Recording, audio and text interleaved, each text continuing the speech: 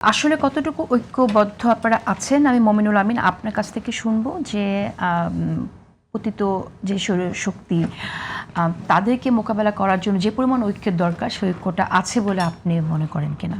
গুরুত্বপূর্ণ একটা বিষয় আলোচনা শুরু করেছেন যে আমাদের শত্রু জাতীয় পর্যায়ে শত্রুকে চিহ্নিত করা কিন্তু গণ অভ্যুত্থানের পরে আমাদের একটা বড় অর্জন হিসাবে বিবেচিত হওয়ার দরকার ছিল।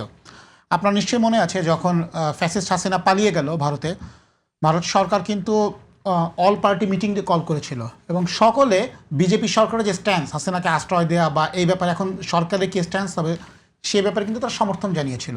হ্যাঁ, মানে ভারতের যারা বিরোধী দল ছিল একটা অল পার্টি সম্ভবত মিটিং করেছিল। তার মানে কি ভারতের পররাষ্ট্রনীতির ক্ষেত্রে কিন্তু রাষ্ট্রের বা রাজনীতির ক্ষেত্রে এটা কিন্তু অনেক আগে থেকে আছে যে তারা ন্যাশনাল সভরেন্টির ব্যাপারে বা জাতীয় নিরাপত্তার ব্যাপারে বা ন্যাশনাল ইন্টারেস্টের ব্যাপারে কিন্তু ঐক্যবদ্ধ থাকে।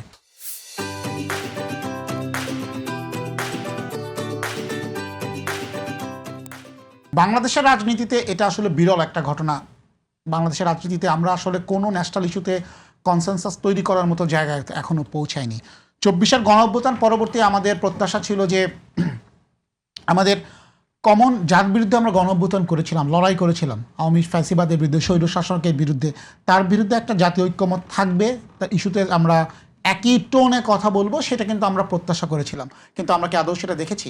গণঅভ্যুত্থানের পরপরই আমরা দেখলাম এখন যিনি বিরোধী দলীয় নেতা আছেন জামাতের সম্মানিত আমির সাহেব, উনি খুব সুন্দর করে ক্ষমা করে দিলেন সবাইকে। আওয়ামী লীগ বলে যে আওয়ামী লীগকে আমরা ক্ষমা করে দিলাম। এবং আমরা এমনও দেখলাম যে নির্বাচনে আওয়ামী লীগের যারা সাপোর্টার রয়েছিল তাদের ভোট টানার জন্য জামাত কি কৌশল নিয়েছিল, কি মানে লোকালি কি কথা বলতো যে আমরা আশ্রয় প্রশ্রয় দিব, খাবার পানি দিব, হ্যাঁ প্রয়োজনে মেয়ের বিয়ে দিয়ে দিব, এরকম অনেক ধরনের আমরা কিন্তু লোকাল পর্যায়ে যারা রাজনীতি করি আমরা জানি জামাতের পক্ষ থেকে কী ধরনের প্রতিশ্রুতি দিয়েছিল। আপনি মুখে ঐক্যের কথা বলবেন আর তলে তলে আপনি আওয়ামী লীগের ভোট টানার জন্য এক ধরনের প্রেম দেখাবেন, সেটা তো হতে পারে না। হ্যাঁ, যেমন আজকের একটা ঘটনার কথা আমি আপনাকে বলি। হাসিনাকে সংবাদ সম্মেলন করতে দেওয়ার প্রতিবাদে বাংলাদেশ সরকার কিন্তু একটা বোল্ড স্টেটমেন্ট দিয়েছে। মান্না ভাই বললাম, বিরোধী দলের পক্ষ থেকে অ্যাপ্রিসিয়েট করা হয়েছে বলল। আজকে কিন্তু জামাতের উচিত ছিল এই যে তারা ঘেরাও কর্মসূচিটা সচিবালয় করলো, এটা সচিবালয় না যেয়ে কিন্তু ভারতীয় হাইকমিশনের অভিমুখে কিন্তু তারা একটা কর্মসূচি দিতে পারতো। কেন তারা হাসিনাকে এ ধরনের প্রেস কনফারেন্স করতে দিল? তারা সেটা না করে একই পরের দিন তারা বড় কোনো কারণ ছাড়াই স্বয়ং বিরোধী দলীয় নেতার উপস্থিতিতে কয়েক ডজন খানেক সম্ভবত এমপি নিয়ে চলে গেছে সচিবালয় অভিমুখে। এটা কি বার্তা দেয়?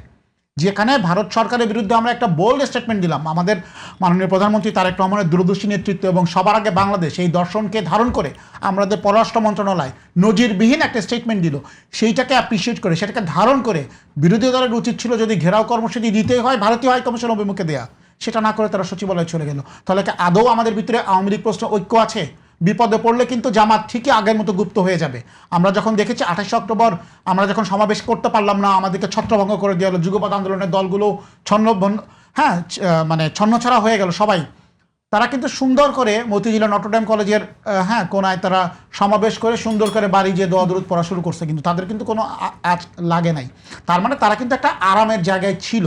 এখনও যে তারা বলছে যে আওয়ামী লীগের প্রশ্নে আমরা ঐক্যবদ্ধ থাকবে, এটা আমাদের পক্ষ থেকে বিএনপির পক্ষ থেকে বারবার বলা হচ্ছে, গণঅভ্যুত্থানের অন্যান্য পক্ষের যারা শক্তি তাদের পক্ষ থেকে বলা হলো, জামাতের পক্ষ থেকে ঠিক কতখানি তারা আন্তরিক এই প্রশ্নে, এটা নিয়ে যথেষ্ট সন্দেহ হয়েছে। এবং জামাত যেহেতু 11 দলীয় জোটকে নেতৃত্ব দিচ্ছে, সুতরাং আমাদের এখনো সন্দেহ রয়েছে তারা এই প্রশ্নে ঐক্যবদ্ধ কিনা।